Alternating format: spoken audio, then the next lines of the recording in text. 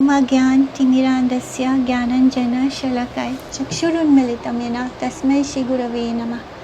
वाञ्छाकल्पतरुभ्यश्च कृपासिन्धुभ्येव च पतितानां पावनेभ्यो वैष्णवेभ्यो नमो नमः। जय श्री कृष्ण चैतन्य प्रभु नित्यानंद श्री अद्वैत गदाधर शिवासादि गौर भक्तवृंद। हरे कृष्ण कृष्ण कृष्ण हरे हरे, हरे राम राम राम हरे हरे।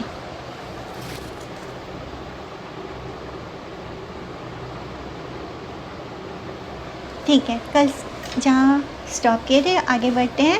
कल हम तुलसी महारानी के बारे में पढ़ रहे थे कि कैसे गौर हरि पढ़ा कर आते हैं बच्चों को और फिर घर आकर वो स्नान करते हैं, फ्रेश होते हैं, हाथ पैर धोते हैं और फिर तुलसी महारानी की पूजा करते हैं।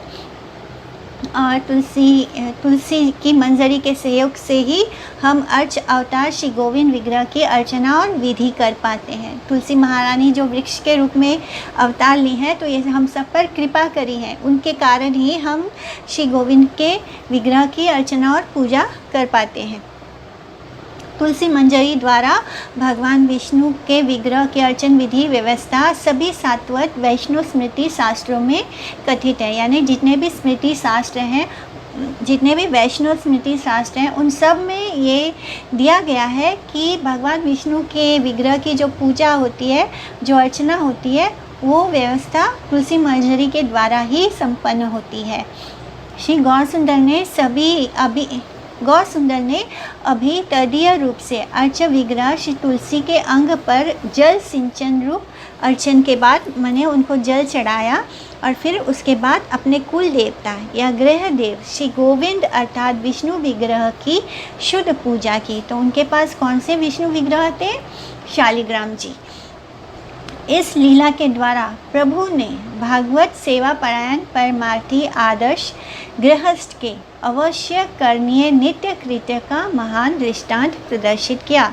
यानी उन्होंने अपने एग्जाम्पल से बताया कि कैसे एक गृहस्थ को तुलसी सेवा नित्य करनी चाहिए, भगवत सेवा नित्य करनी चाहिए। प्रत्येक गृहस्थ वैष्णव को इस प्रकार के आदर्श का अनुसरण करके भगवान श्री विष्णु के विग्रह का अर्चन करना चाहिए एवं नैवेद्य का अवशेष प्रसाद परम श्रद्धा और दीनता के साथ ग्रहण करना चाहिए।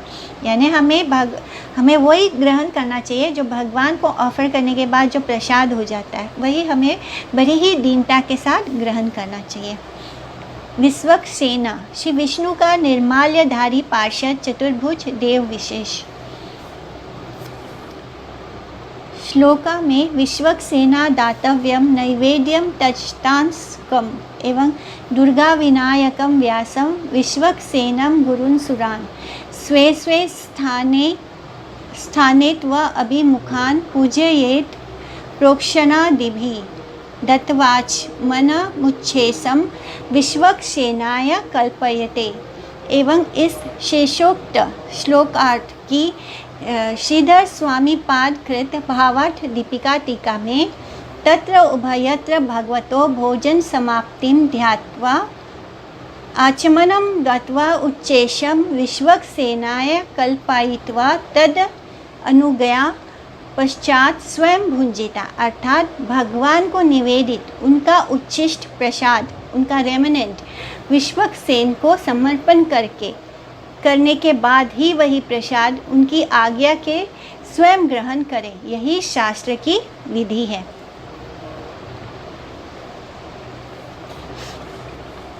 सम्मुखे बसीला सची जगतेरा माता, घरेरा भीतरे देखे लक्ष्मीपति व्रता।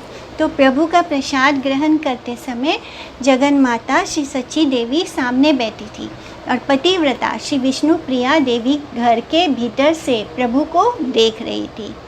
माए भले आजी बाप की पुंथी परीला, कहा रस हिता की वा कंडल करीला। माँ ने पूछा, वत्स आज तुमने कौन सी पुस्तक पढ़ी और किसी से झगड़ा तो नहीं किया? क्योंकि पहले वो अक्सर सबके साथ उलझ जाया करते थे, इसलिए माँ हमेशा की तरह उनसे पूछती है, आज तो तुमने किसी से झगड़ा नहीं किया? प्रभु भले आजी पढ़ी लाए कृष्ण नाम, सत्य कृष्ण चरण कमल गुण धाम। सत्य कृष्ण नाम गुण श्रवण कीर्तन, सत्य कृष्ण चंद्रेरा सेवक ये जना। तो प्रभु बोलते हैं कि प्रभु ने कहा कि आज मैंने श्री कृष्ण नाम पढ़ा और गुण धाम श्री कृष्ण चरण कमल ही सत्य है। श्री कृष्ण नाम के गुणों का श्रवण कीर्तन ही सत्य है, और सत्य है वे जो जो श्री कृष्ण चंद्र के सेवक हैं, उनके दास हैं।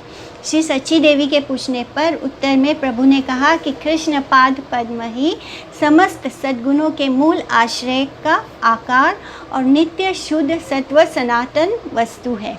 नामी रूपी गुणी और लीला में कृष्ण विग्रह के साथ पूर्णता अभिन्न अप्राकृत नाम रूप गुण परिकर वैशिष्ट और लीला का श्रवण कीर्तन ही सब आश्रित वैष्णव जनों का सर्वकालिक एकमात्र साधन है।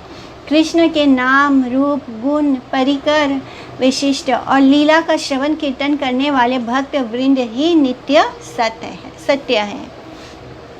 सेई शास्त्र सत्य कृष्ण भक्ति कहे आए, अन्यथा है ले शास्त्र पाषंडत्व पाए। तो वस्तुतः वे ही शास्त्र सत्य है जो कृष्ण की भक्ति का वर्णन करते हैं, अन्यथा होने पर वे शास्त्र पाखंडत्व को ही प्राप्त होते हैं। यानी अगर कोई शास्त्र कृष्ण की भक्ति के बारे में नहीं वर्णन करता, नहीं बताता है, तो वो शास्त्र क्या है, वो पाखंडत्व है। तो जो सब निरस्त कुहक कपटता रहित सात्वत शास्त्र कृष्ण भक्ति का प्रतिपादन और कीर्तन करते हैं, यानी जो शास्त्र हमें कृष्ण भक्ति के बारे में बताते हैं और उन कृष्ण का कीर्तन करते हैं, वे सब शास्त्र ही सत्य है, परम धर्म निरूपक है। यानी वही एक्चुअली में परम धार्मिक है।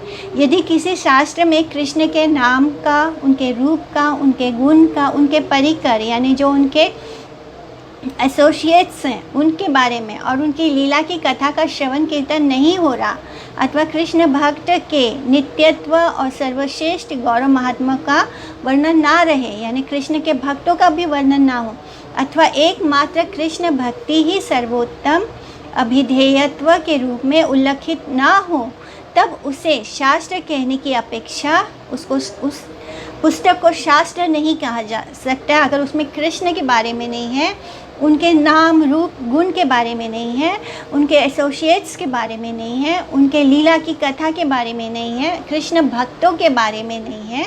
तो ऐसे पुस्तक को हम शास्त्र नहीं बोल सकते। उसको क्या कहना चाहिए, पाखंडी का प्रजल्प जानकर तथा दुसंग समझकर, क्योंकि शास्त्रों को भी हम साधु संग बोलते हैं। तो ऐसा जो शास्त्र हो जिसमें कृष्ण के बारे में, उनके भक्तों के बारे में कुछ भी ना हो, तो उसको दुसंग समझकर उसका कभी भी अनुशीलन नहीं करना चाहिए। ऐसे शास्त्र को दुसंग मानकर उसको कभी भी नहीं पढ़ना चाहिए।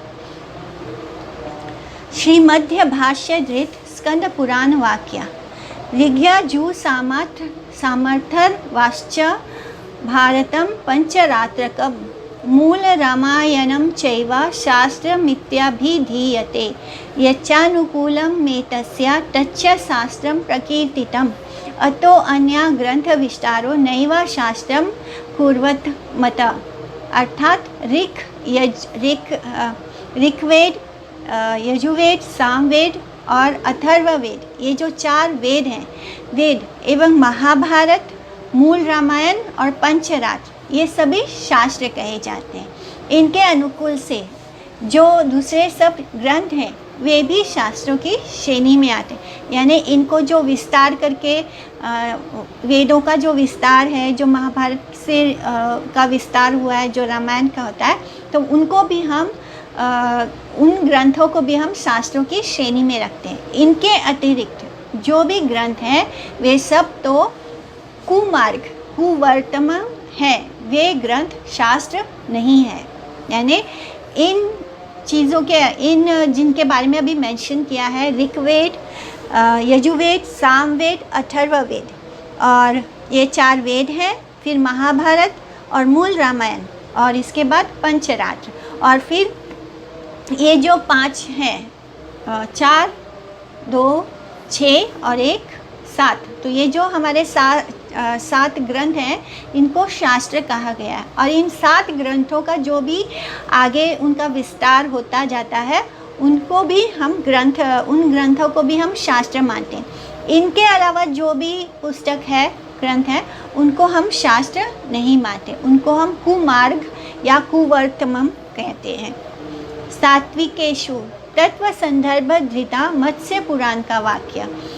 सात्विकेषु च कल्पेषु महात्म्यम अधिकम हरे, राजसेषु च महात्म्यम अधिकम ब्रह्मणो विदु, तद्वदनेश्च महात्म्यम तामसेषु शिवस्य च, संकीर्णेषु सरस्वत्या पितॄणां च निगद्यते।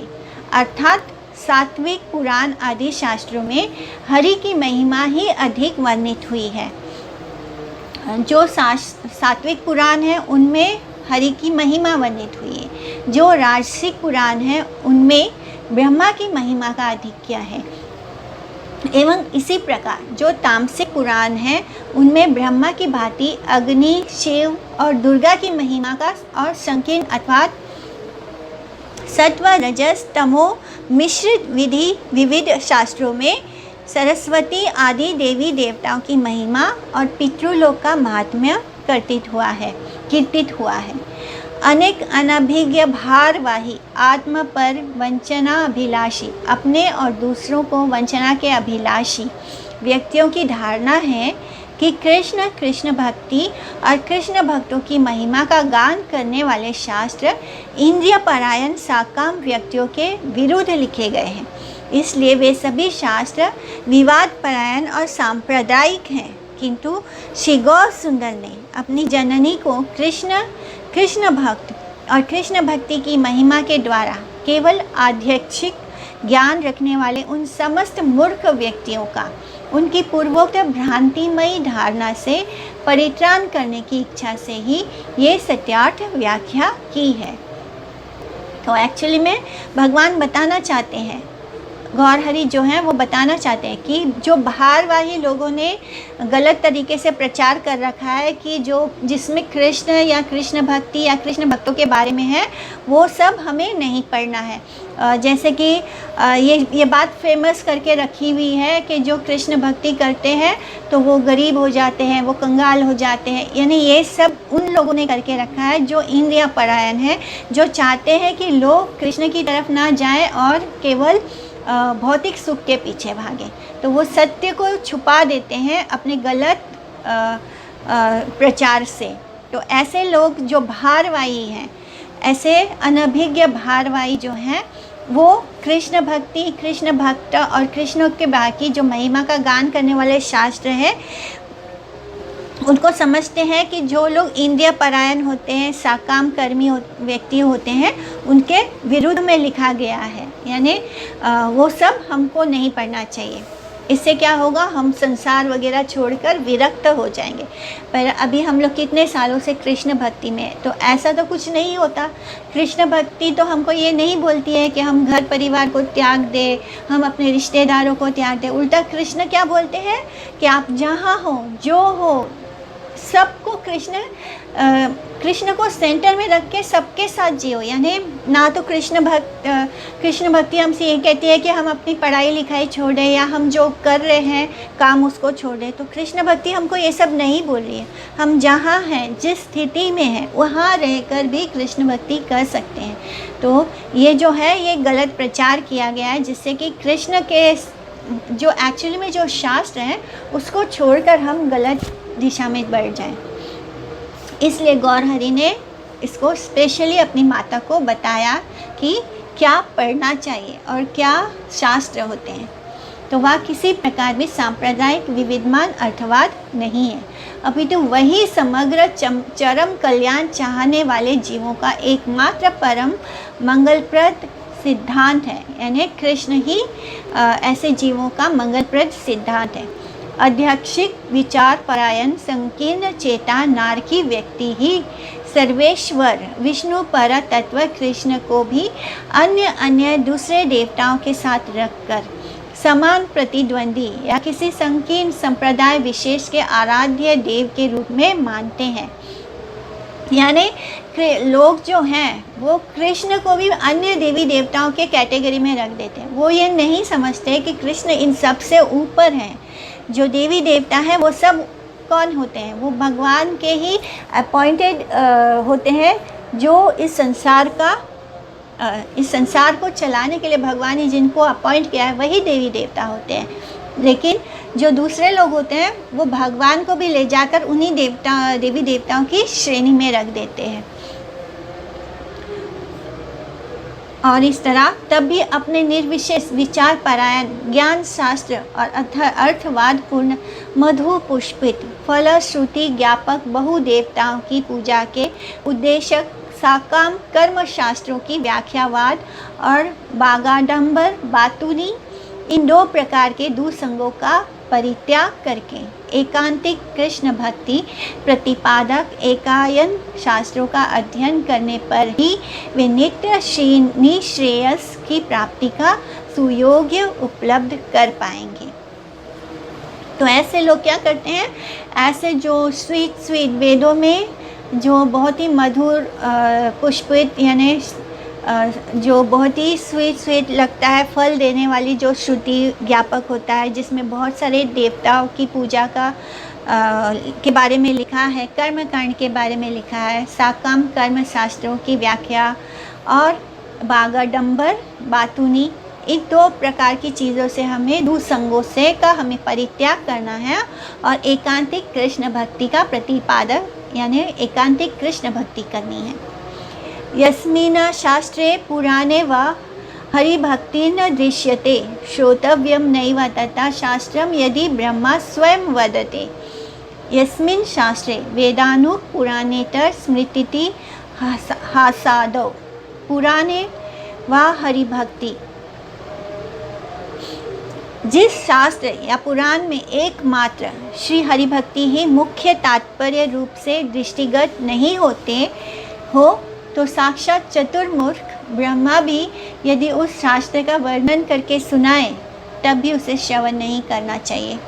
यानी तब भी वो श्रवण करना किसी के भी लिए उचित नहीं होगा। अगर कोई शास्त्र ऐसा है, पुराण ऐसा है जिसमें एकमात्र श्री हरिभक्ति ही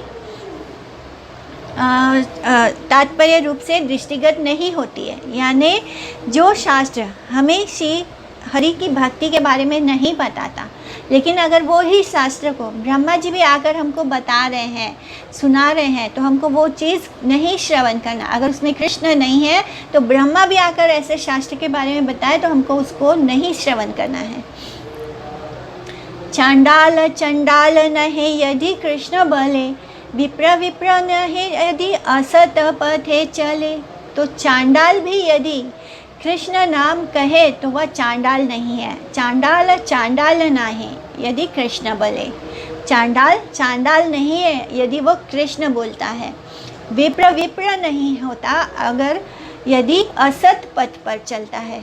अगर कोई ब्राह्मण, वो उसको हम ब्राह्मण नहीं बोलेंगे। अगर वो गलत रास्ते पर चल रहा है, वो कृष्ण को छोड़कर अन्यथा चल रहा है, तो वो ब्राह्मण नहीं है। और अगर चांडाल कृष्ण कृष्ण बोल रहा है तो उसको हमें स्वीकार करना चाहिए।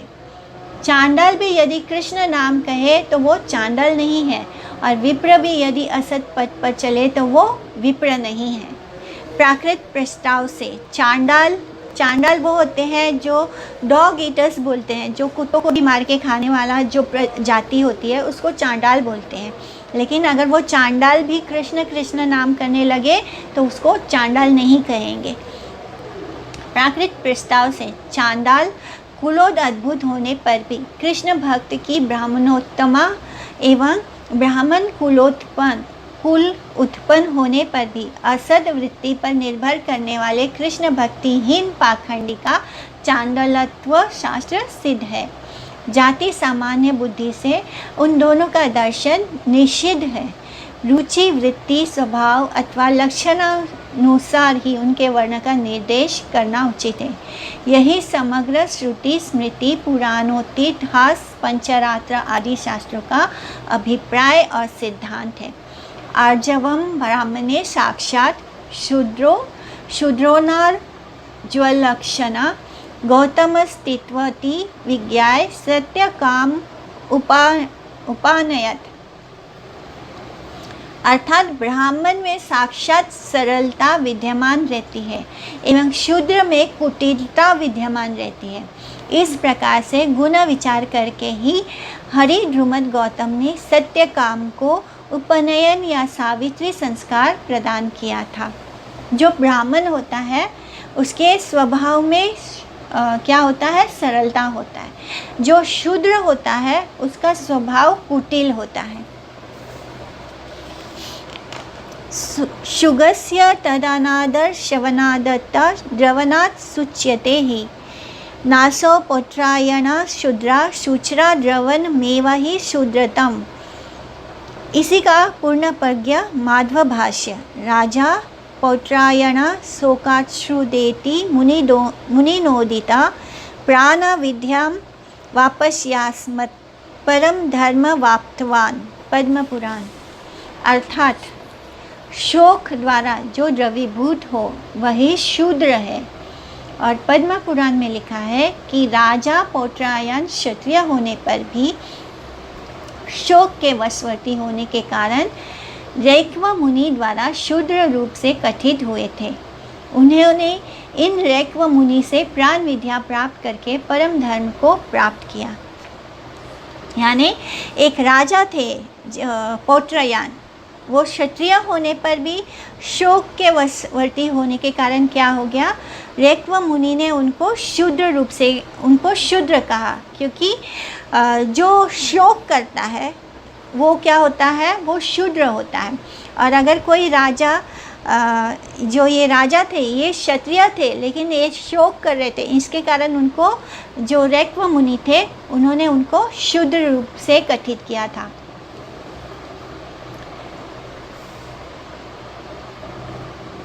हे सर्प, जिसका ब्राह्मण स्वभाव देखा जाता है वही ब्राह्मण नाम से कथित है।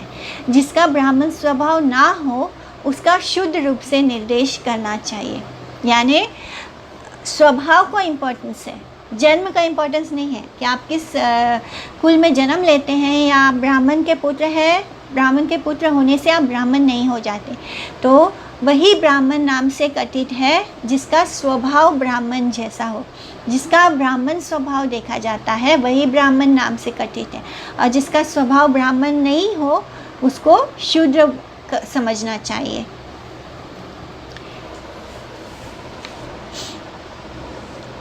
अर्थात इस प्रकार के सत्य आदि लक्षण यदि शूद्र में भी रहें तब वह भी निश्चय ही ब्राह्मणों में परिगणित होगा। अगर कोई शूद्र कुल में जन्म ले रहा है लेकिन उसके अंदर ब्राह्मण वाले स्वभाव हो, उसके अंदर सत्य आदि लक्षण हो, जो ब्राह्मण का स्वभाव होता है वो स्वभाव हो, तो क्या होगा? उसको निश्चय ही हमें ब्राह्मण मानना चाहिए। काम आदि जो शूद्र के लक्षण समूह हैं वे ब्राह्मण में नहीं रह सकते। उसी प्रकार शमादि जो लक्षण हैं वे शूद्र में नहीं रहते। और शूद्र कुलोद्भूत व्यक्ति यदि शमादि गुणों द्वारा भूषित हो तब निश्चय ही वह ब्राह्मण है, और ब्राह्मण कुलोद्भूत व्यक्ति यदि काम आदि गुण युक्त है तब वह निश्चय ही शूद्र है। इस विषय में कोई संदेह नहीं। यानी हम अपने स्वभाव के कारण ब्राह्मण होते हैं, शूद्र होते हैं, या क्षत्रिय होते हैं या वैश्य होता है, तो ये हमारे स्वभाव के कारण होता है। जो हमारे अंदर गुण होगा उसके अकॉर्डिंग होता है। इसलिए नहीं होता कि हम किसी ब्राह्मण के कुल में जन्म लिया है या शूद्र के कुल में जन्म लिया है। शूद्रे चेतत भवे लक्षणम द्विजे तच्छ न विद्यते ना वै शूद्रो भवे शूद्रो ब्राह्मणो न च ब्राह्मणा। अर्थात शूद्र में यदि विप्र के लक्षण देखे जाएं और ब्राह्मण में यदि शूद्र के लक्षण उपलब्ध हो तब शूद्र शूद्रवाच्य नहीं होते हैं एवं ब्राह्मण भी ब्राह्मण नहीं हो सकते हैं। ब्राह्मण पतनीयेषु वर्तमानो विकर्मसु दाम्भिको दुष्कृता प्राज्ञा शूद्रे न सदृशो भवेत्। यस्तु शूद्रो दमे सत्ये धर्मे च सततोत्थितः तं ब्राह्मणं मन्ये वृत्तेन ही भवेत् द्विजा।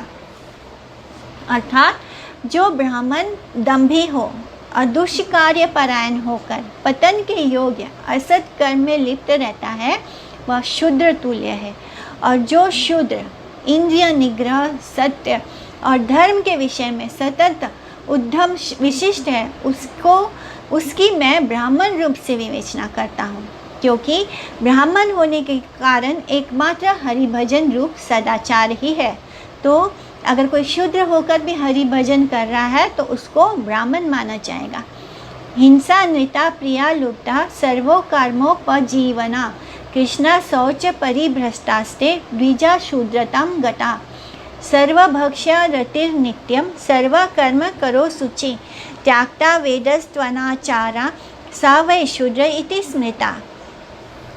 तो अर्थात हिंसा, मिथ्या भाषण यानी झूठ बोलना, लोभ लालच करना और सर्व कर्मों के द्वारा जीविका निर्वाह करना यानी धन कमाने की इच्छा से कर्म करना, असत कार्यों द्वारा सूचिभ्रष्ट होकर गलत काम करके अपनी शुद्धता को भ्रष्ट करने होने से क्या होता है कि जो ब्राह्मण है वो शूद्र बन जाता है।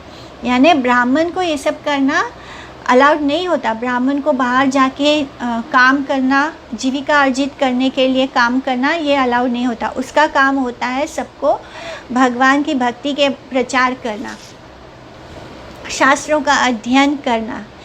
और अगर कोई ब्राह्मण हिंसा करता है, मार पिटाई करता है, मिथ्या भाषण झूठ बोलता है, लालच करता है, लोभ करता है और बाहर जाके जीविका निर्वाह के लिए कोई भी काम धंधा कर लेता है और गलत रास्ते पे चलता है, तो इससे क्या होता है, उसका क्लीनलीनेस जो है, उसकी जो शुद्धता है वो ख़त्म हो जाती है, जिससे कि जो ब्राह्मण है वो ब्राह्मण कुल में जन्म लेने के बावजूद क्या हो जाता है, शूद्र बन जाता है।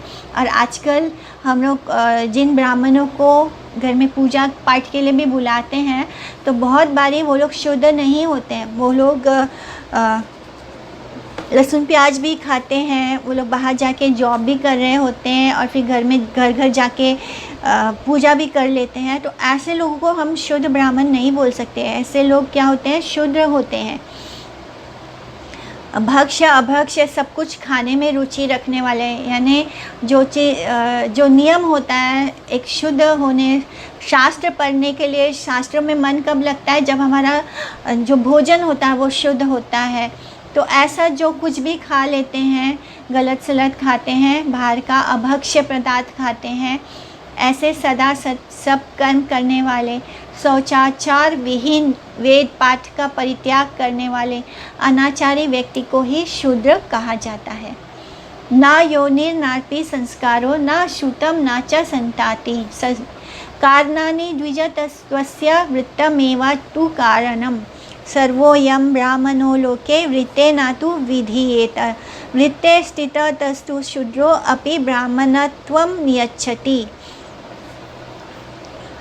इसका अनुवाद है कि जन्म या जाति, संस्कार, वेद अध्ययन अथवा संतति कोई भी द्विजत्व का एकमात्र कारण नहीं है।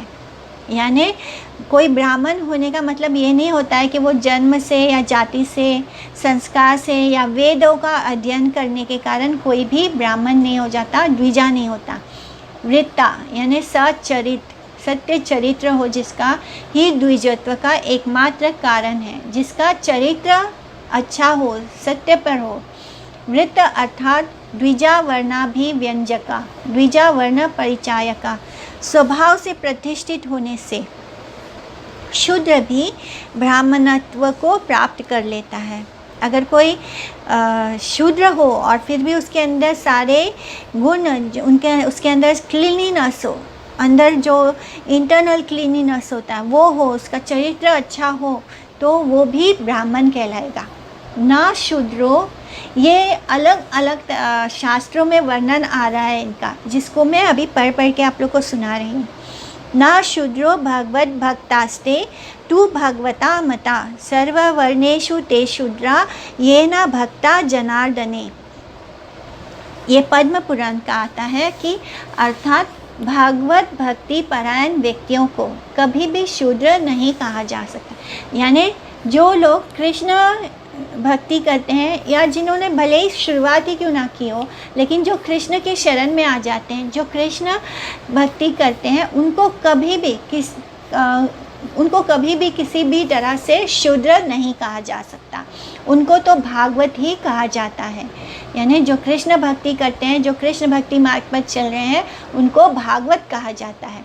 जनार्दन के प्रति भक्ति ना रहने पर प्रत्येक व्यक्ति क्या होता है, शूद्र होता है, भले ही वह किसी भी जाति का क्यों ना हो, चाहे वो किसी भी कुल में क्यों ना जन्म ले, अगर उसके अंदर भक्ति नहीं है तो वो क्या है, शूद्र है। ब्रह्म तत्वम ना जानति ब्रह्म सूत्रेण गर्विता तेनैवा स च पापेन विप्रा पशुर उदाहृता अत्रि संहिता। अर्थात जो ब्राह्मण कुल में उत्पन्न व्यक्ति वेद या भागवत तत्व के विषय में अनभिज्ञ रहकर केवल मात्र यज्ञोपवीत के बल पर अतिशय गर्व करता है, यानी जिसका यज्ञोपवीत संस्कार हो गया है, जनेव संस्कार हो जाता है, और केवल उस जनेव संस्कार के बल पर जिसने जो वेद नहीं पढ़ता, जो भगवान कृष्ण की पूजा नहीं करता, उनके बारे में कुछ नहीं जानता, खाली इसलिए अपने आप को ब्राह्मण मान के गर्व कर रहा है क्योंकि उसका यज्ञोपवीत संस्कार हुआ है, यानी जनेव संस्कार हुआ है, तो वो ब्राह्मण उसी पाप से पशु कहलाता है। यानी ऐसे ब्राह्मण को पापी कहा गया है, और वो ऐसा पापी है जिसको हम पशु कहते हैं, यानी वो पशु कहलाता है। केवल क्योंकि उसका जनेव संस्कार हो गया है, इसी बल पर वो अपने आप को ब्राह्मण समझ रहा है और इस बात का वो गर्व कर रहा है, तो वो क्या है, वो पशु समान है। एतदक्षरम गार्गी विदितवास मल्ललोकात् प्रैति सा ब्राह्मणा बृहदा। अर्थात हे गार्गी, जो उस अच्युत तत्व को जानकर इस लोक से प्रयाण करता है, वे ही ब्राह्मण हैं। यानी जो भगवान कृष्ण के तत्व को जानकर इस लोक को छोड़ता है, अपना देह त्यागता है, उसे ही ब्राह्मण कहा जाता है। जो कृष्ण को जाने बिना अपना देह त्यागता है, वो क्या होता है, वो पशु होता है। क्योंकि पशु भी अज्ञानता में अपना जीव त्यागता है, और अगर मनुष्य देह प्राप्त कर लिया और फिर भी कृष्ण को नहीं जाना, कृष्ण के बारे में कुछ नहीं जाना, पूरा जीवन व्यर्थ कर दिया, और फिर जब आप मर जाते हैं तो आप क्या हैं, आप पशु हैं, क्योंकि आपने पशु के समान ही अपना देह त्याग दिया, आपने इस ह्यूमन बॉडी को यूटिलाइज ही नहीं किया। तमेव धीरो विज्ञाये प्रज्ञां कुर्वीत ब्राह्मणा बृहदा।